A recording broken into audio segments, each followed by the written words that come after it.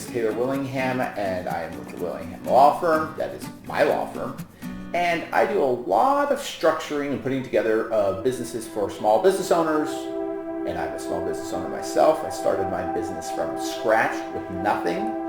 And so I want to go through how to start a small business, or I want to go through the questions that I generally get when people are starting a small business and how I answer these questions. Okay, first off, do I need to file anything with the government to start a business? That's a question I get all the time. The answer to the question is no.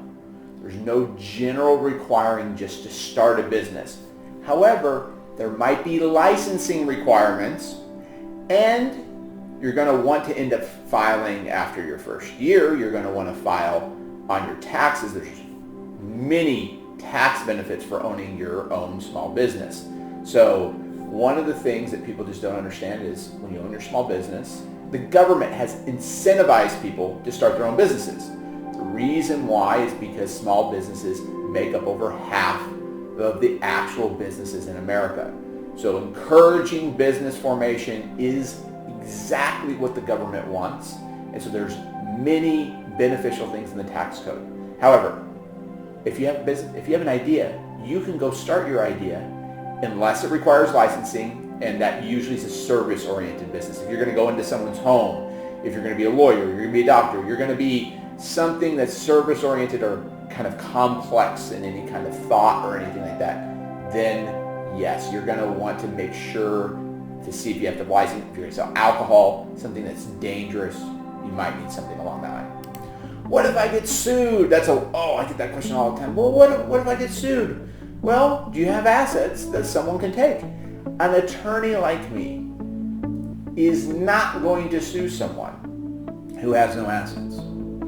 So unless you're engaging in some kind of criminal activity, at the beginning, I am not so concerned about the lawsuit. There are other things that are far more pressing up front. Now, on the back end, let's say you've been running your business for a while. Should you worry about getting sued? Absolutely.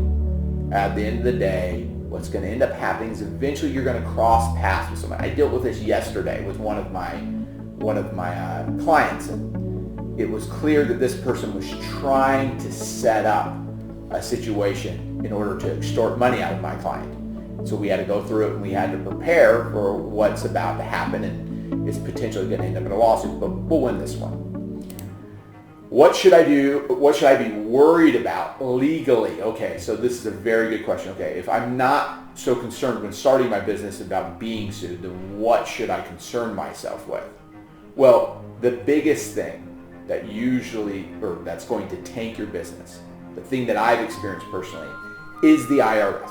The IRS is the organization that's going to shut you down before you ever get sued. They have the power to come seize your assets, they have the power to take, and the requirements that you have to keep up. If you fall behind, it just becomes a mountain to try to get out of. So in the first 5 years running my business, I paid about $30,000 in penalties just because I didn't understand, payroll has to be filed this way, it has to be done this way. I gave money to my accountant to pay my payroll tax. He skipped town, took the money, and then I gave him the money, he ran down, and then find out that IRS doesn't care. That was my responsibility that I gave the money to a person that was honest, And so those type of things are what you really need to be concerned about.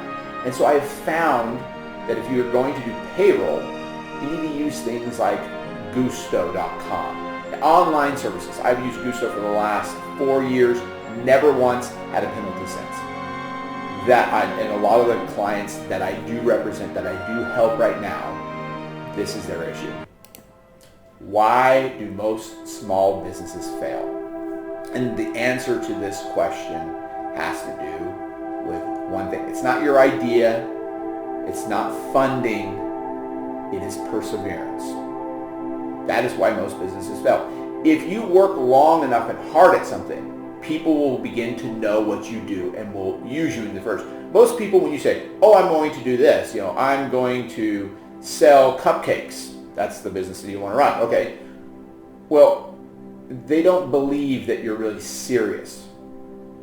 And so it takes, my thing that I found, it took me about 7 times of telling someone I'm an attorney that they finally went, oh, you're an attorney. I'll use you in the future. So I tell people, if you meet somebody, so if you do like some network marketing and you're going to a network marketing, you're going to have to go 7 times to that weekly meeting before those people in that room will believe you. It's just that thing that as humans we know, or someone says something, well, yeah, they're probably not going to do it. Now, what does perseverance really mean? It means that you've developed the right habits. Okay? So at the end of the day, if you can develop the right habits, do the things that you need to do to get done, then you will be successful in running a small business. It may not become incredibly profitable to you, but you'll be successful. What were the things your most successful clients did? That's very, very poorly worded, but over the years, my most successful clients purchased an established business. That's generally been, they didn't jump into something where they were going to have to start from scratch. So most of my most successful clients, they found a business, they purchased that business, and then they knew that they had the skill sets to make it better. And most of them purchased around 2009 because things were really cheap. So right now, in our current situation, you're going to see a lot of businesses go for sale, very cheap. And it's an opportunity. If you find something, a lot of people are going to give up and they're just going to be like, I'm done with this, I want out, and they're going to sell for pennies on the dollar because they just went out of the business. And those guys that took the opportunity, took the risk, they have built very successful companies. Okay? The next is, what usually doesn't work when starting a business? Okay, what are the things that just don't seem to work? Well, one of the things that I found over and over again is partnerships usually don't work. I said usually, not every single time. If you're going to get into a partnership with somebody, you got to understand you're basically getting into a marriage with that person. You are now married to them, and you share a bank account, and you have to divide up the later. And if you've ever experienced a relationship, a lot of times one person does most of the work while the other one sits around. It's common behavior. You have to really, really vet the person you're going to get in business with. Look at their history. Are they a hard worker? Do they have a history of showing hard work? If they don't, then you need to back out.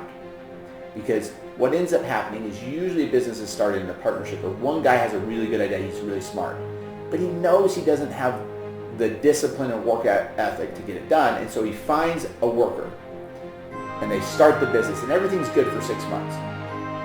Well, and then it gets to the point that the worker starts looking around and going, wait, I show up to work every day, I do all the work, and at first he's grateful for the opportunity, because it was the other guy's idea and he was kind of brought along, and time keeps rolling on, and then about a year out, he's like, okay, idea guy's no longer around, can't find him anywhere. He doesn't show up to work, and he does, he asks for his paycheck, and he wants money, and he kind of holds the system down because he doesn't want to apply himself as much as the company needs for how much resources he's taking from the company.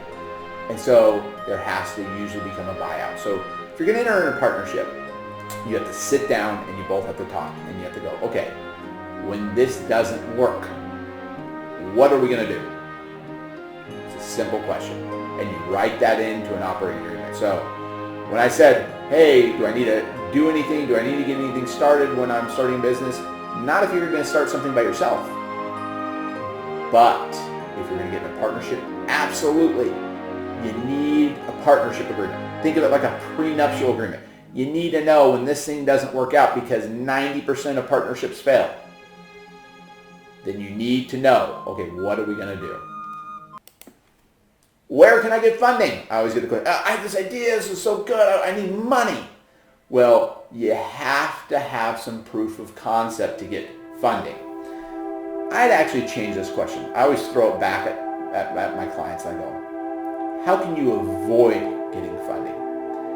Because once you take $1 from somebody, you now become the slave to that person to return that dollar to them.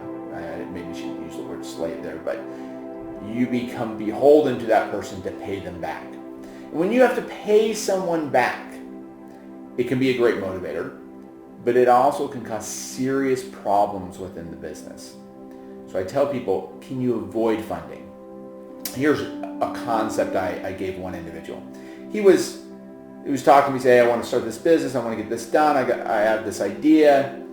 And he goes, but I need to quit my job in order to get this done. I said, well, you already have a great job. You get paid a good amount of money.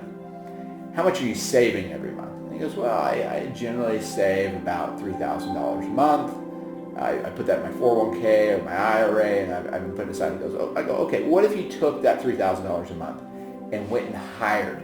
Go find, my general advice is, go find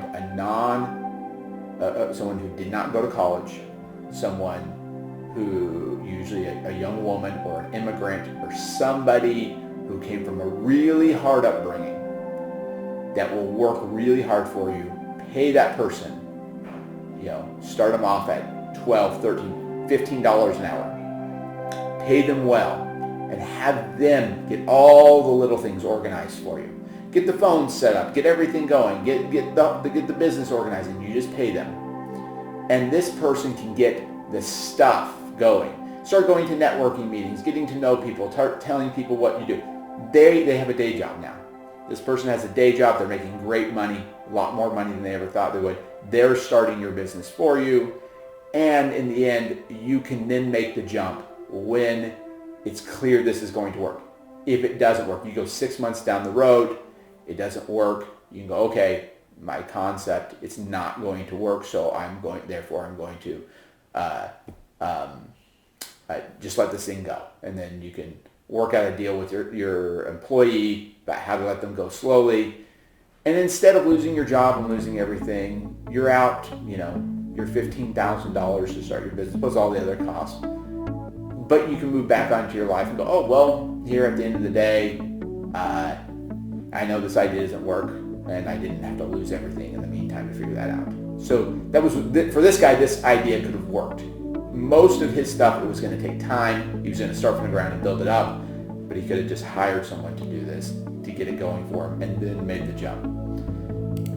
Now, do you need an attorney to help you through this process? The answer to that question is no. You don't need an attorney to help you start a business at the beginning. You can go out there and do it yourself. However, I tell people that I consult a lot of people, and I charge usually when it's an initial consultation, $150 to sit down, just ask me a few questions and go, okay, Taylor, tell me what you think. I'm going to be straight up honest with you. I don't care what your idea is. What I'm looking at is you. Do I think you have developed the skills necessary to move your idea forward? But if you're going to go call an attorney, I highly encourage you to find someone that you can trust. I do this, and this is kind of the list of why I believe I'm very good at helping people start their own business. Number one, I've consulted hundreds of small business owners. I've seen every idea under the sun. I've seen every personality under the sun starting this. I have litigated hundreds of cases, so I've dealt with actually how things work in a courtroom. A lot of people call me all the time and go, hey, Taylor, I have this problem. This is going on, and I look at their situation and go, if that ever went to a courtroom, this is how it would play out. Okay, don't worry about getting sued. Because most attorneys that you meet never have really actually litigated a case. They're not courtroom attorneys. They're transactional attorneys. They move paper around and they're very good at what they do, but they don't understand the courtroom at all and how it works. I understand tax structuring. Most attorneys just don't understand this. I understand usually if a person meets with me after restructuring everything, I can save them more money than they pay me in a year in their taxes. I have a master's in personal finance. Oh, I misspelled finance there. That's not good. when I was going to law school, went and also got a master's so I could understand personal finance and how people's budgets and how to properly budget things. I actually have done this myself. I have started 4 businesses from scratch. A real estate company that owns multi-million-dollar real estate. I own a law firm, a law practice that generates over $1 million a year in revenue. I own a title company that generates over $2 million a year in income. I own a software company. I understand how the software works. I have done each one of these things. But more importantly than those successes that I've had, I have failed at 7 business ventures. And I learned more from each one of those, and I can help you through, and I can help you understand, hey, this works, this does not work, this is what you should do. You're getting yourself into something. If you'd like to talk to me, like I said, my first initial consultation, I charge about $150 to do. Depends on how long you want to talk for. Okay?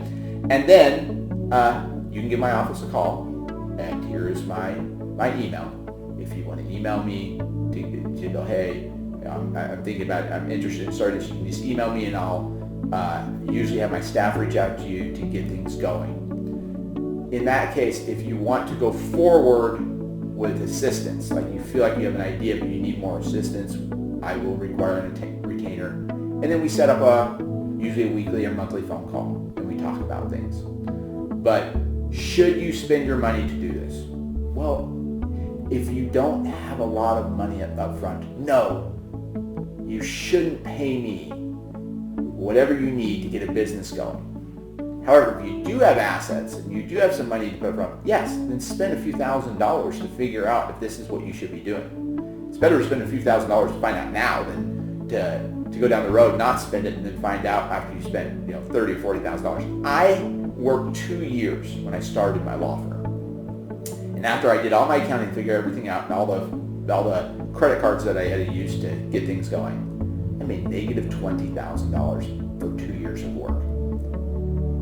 But I knew I could see my trajectory of where I was going.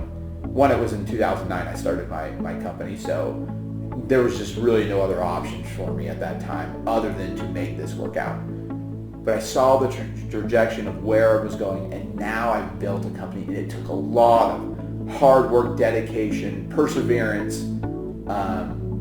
but I love it. I love what I do, and I get to do what other people look at me and go, wow, that's amazing. I wish I had a life like that. Well, at the beginning, you wouldn't have wanted my life in the first 2 years. It was hard, but I could see the light at the end of the tunnel, and I knew where I was going, and I learned how to develop the skill set. If you would like help, I'll be more than willing to help you, but I have to get paid for my time because that's the way I feed my family and feed everybody else here. That works for me. I have 22 employees, and they got to get paid too. So that being the case, if you want to start a small business, give me a call if I can help you. If not, use the resources out there and figure out for yourself what you need to know, what you need to get done.